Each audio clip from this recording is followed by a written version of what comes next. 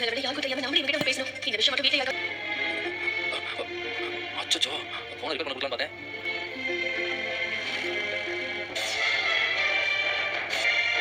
உனக்கு கெஞ்சி கேட்கிறேன். தயவு செஞ்சு அந்த கேக்ல மயக்கம் வந்து கலந்த விஷயத்தை கருக்கு வந்து உங்ககிட்ட கேட்டா கூட கேக்ல மயக்கம் வந்து கலக்குன்னு சொல்லு. அதே நல்லா இருந்ததுன்னு சொல்லுவா. உனக்கு கெஞ்சி கேட்கிறேன். நீங்க பாட்டுக்கு ரிப்போர்ட் கெஞ்சி போட்டு உங்க சித்தக்கு என்ன பேச சொல்றீங்க? சொல்ல முடியுமா? இந்த ஃபேட் வைக்கலாம் நான் சமைக்க மாட்டேன். தம்பி நீ ஒரு சும்மா போய் சொல்ல வேண்டாம். தம்பி இந்த வழி போகணும் 2 பவுன் மொத்தம் 4 பவுன். இன்னைக்கு 4 பவுன் என்ன ரேட்னு நான் இதை வச்சுக்கிட்டு கருப்பிட்ட இந்த விஷயத்தை பத்தி எதுவுமே சொல்லாதப்பா. என்ன யார் மேல உலஞ்சோம்? உங்களுக்கு என்ன பார்த்தா படத்தை கஷ்டப்பட வேண்டியதா?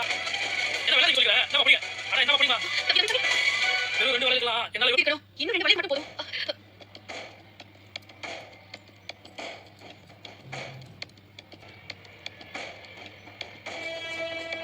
அந்த முதல்ல சேர்த்து கொடுத்து நான் கொடுக்குறேன். இது எல்லாம் உனக்கு தான். எப்படியும் ஒரு 10 பவுன் தேரும். இன்னைக்கு நீ நைமுதல் அந்த ரிப்போர்ட்டை நீ கம்ப்யூட்டர் கொடுத்து வச்சுக்க. அவன் வேலைக்கு கொடுத்து போய் வாங்க சொல்லிப்பான்.